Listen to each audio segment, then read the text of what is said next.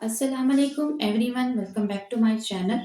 आज हम बात करेंगे कि ख़वातीन के अंदर जो यूट्रस का इन्फेक्शन हो जाता है उसको हम किस तरीके से क्योर कर सकते हैं। छोटी-सी चीज़ें बताऊँगी जो कि आपके मार्केट के अंदर आपको अवेलेबल हो जाएँगी, बट उसका रिज़ल्ट इंशाल्लाह आफ्टर यूज़ आपको बहुत अच्छा आ जाएगा विदिन सम डेज़। सबसे पहले ये है कि इस चीज़ का कन्फर्मेशन होना चाहिए कि आपकी रहम के अंदर जो है वो इन्फेक्शन हो गया है। उसकी बाकी सारी वजूहात के साथ-साथ एक वजह ये भी है कि अगर आपको यूटीआई हो गया है, यानी कि पेशाब की नाली का इन्फेक्शन या गुर्दों का इन्फेक्शन या मिसाने का इन्फेक्शन, तो ये बात जान लीजिए कि किसी न किसी हद तक अगर आप इलाज नहीं करवाते तो किसी न किसी हद तक ये रहम के अंदर भी जाना शुरू हो जाता है। इसीलिए कहा जाता है कि ख़वातीन के जो ऑर्गन्स हैं ये बहुत ज़्यादा सेंसिटिव होते हैं। तो अब ये छोटी-सी एक चीज़ मैंने आपको बता दी है, अब चलते हैं डायरेक्टली इसके इलाज की तरफ, लंबी बात नहीं करते। आपको मिल जाएगी मरहम दाखिलून, जो कि अजमल यूनानी कंपनी की है। बहुत आसानी से पूरे पाकिस्तान में अवेलेबल है। आप किसी भी हर्बल स्टोर पे यानी किसी भी दवाखाने पे जाइए जहाँ पे जड़ी-बूटियों से बनी हुई दवाइयाँ यानी हर्बल मेडिसिन आपको अवेलेबल होती हैं, आपने सबसे पहले वो ले लेनी है। उसके बाद सेकंड नंबर पे क्या करना है, माज़ू आपने लेना है। माज़ू होता है बिल्कुल एक गोल सा सख्त टाइप का, यूँ कह लें कि एक बॉल आपको मिल जाता है और उसको आपने तोड़ना है। सख्त होता है, खूंटी-डंडे का इस्तेमाल नहीं हो सकेगा, हवन-दस्ते का इस्तेमाल आपको करना पड़ेगा। हाँ, आजकल ऑनलाइन दराज़ पे भी या डिफरेंट और पंसार स्टोर पे इस तरीके की जो चीज़ें जो हैं, वो आपको मिल जाती हैं पाउडर हुई हुई, जिसे हम सफ़ूफ कहते हैं, ठीक है? तो आपने इसका बिल्कुल इतना बारीक पाउडर कर लेना है कि जो आपका मलमल का कपड़ा है, उससे छना हुआ हो और जब उसको आप इस तरह से फिंगर्स के ऊपर रखिए तो बिल्कुल इस तरह से उड़े जैसे हवा के अंदर उड़ जाती होती हैं चीज़ें, ठीक है? इतनी बारीक होनी चाहिए उसकी जो खूंटी डंडे के अंदर जो उसकी रगड़ाई है इतनी बारीक होनी चाहिए ताकि वो अच्छे से असर करे और कोई भी चीज़ आपको रिएक्ट ना करे। अब करना क्या है कि एक छोटा-सा कॉटन जो है वो आपने इस तरीके से ले लेना है, छोटा-सा कॉटन लेना है, इस तरीके से आपने ले लेना है और उसके बाद उसके ऊपर सबसे पहले जो है वो मरहम दाखिलून आपने लगानी है, तकरीबन 2 सेंटीमीटर के करीब-करीब जो है वो आपने लगानी है। अगर ज़्यादा भी लग जाती है कोई मसला नहीं है, कोई साइड इफ़ेक्ट नहीं होगा या कोई ऐसी प्रॉब्लम नहीं जनरेट होगी। बट इतनी क्वांटिटी, इतनी मिकदार मरहम दाखिलून की हो कि ये जो हम माज़ू का पाउडर रखेंगे उसके अंदर वो अच्छे तरीके से मिक्स हो जाए। अच्छा, सेकंड नंबर पे एक और ऑप्शन भी अवेलेबल है कि आप सबसे पहले एक जो क्वांटिटी निकाल लीजिए उसको किसी ऐसे कंटेनर के अंदर जो कि बिल्कुल साफ-सुथरा हो, स्टेरिलाइज़ हो, डस्टी ना हो, उसके अंदर आप माज़ू का पाउडर तकरीबन जो है हाफ़ टी स्पून के करीब, प्लेन हुई हुई जो हाफ़ टी स्पून है, उसके करीब आपने माज़ू का पाउडर जो है उसके अंदर मिक्स कर देना है।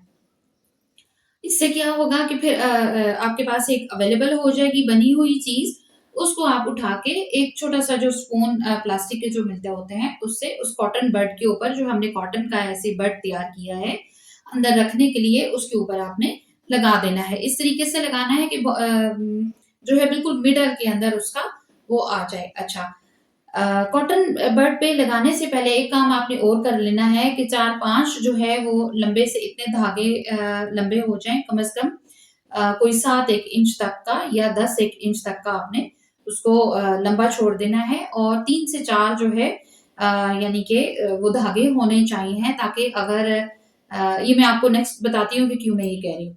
फर्स्ट ऑफ ऑल आपने इसको रेडी कर लिया कॉटन बड को, छोटा-सा जो है वो धागा आपने 7 से 10 इंच का आपने लगा लिया उसके साथ और उसकी मिडल में यानी कि इस तरह से हमारे पास कॉटन बड है। यहाँ से धागा हमने कर लिया, यहाँ पे नॉट आ जाएगी आपकी और ये धागा आपने लंबा छोड़ दिया।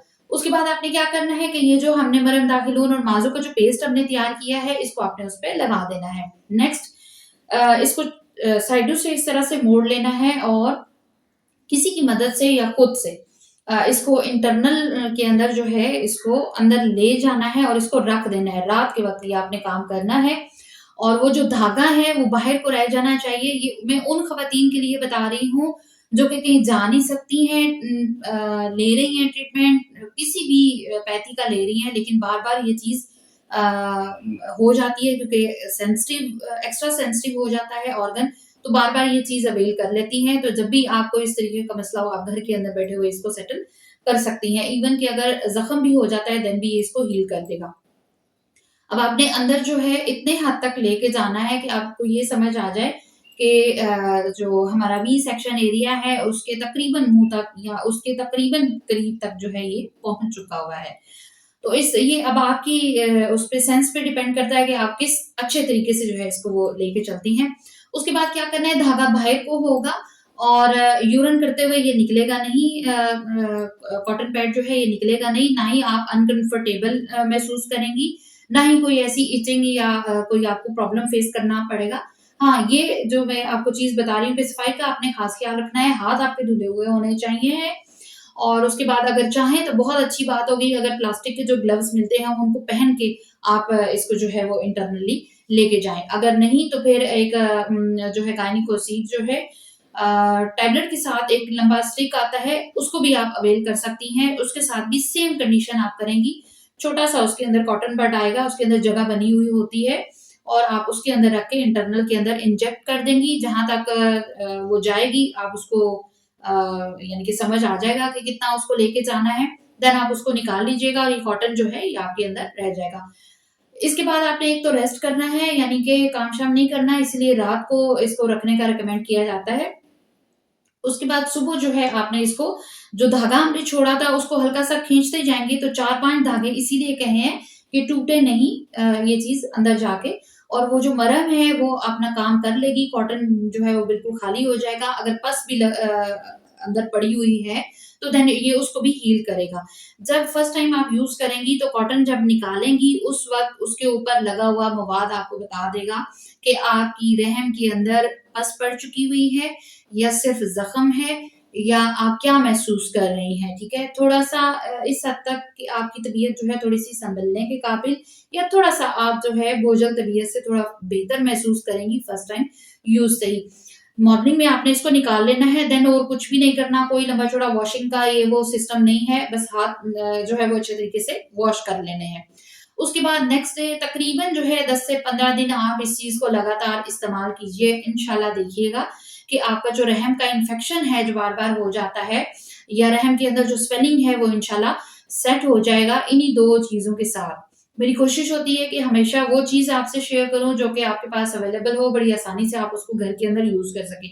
हाँ, वो चीज़ें जो आप नहीं बना सकते एक जो क्वालिफ़ाइड तबीब है उसी के बनाने के काबिल है वो चीज़ें, तो वो ज़ाहिर है कि शेयर नहीं की जा सकती क्योंकि अगला बंदा अगर बनाएगा तो लाज़मी सी बात है कि वो रिएक्ट करेंगी, फिर वही बात है कि सुनने में यही मिलता है कि हमने तो देसी चीज़ें इस्तेमाल की थी, उसका रिएक्ट हो गया।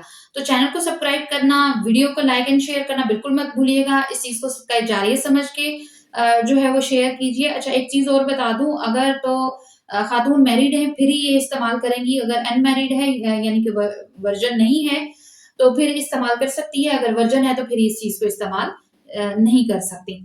Thanks for watching.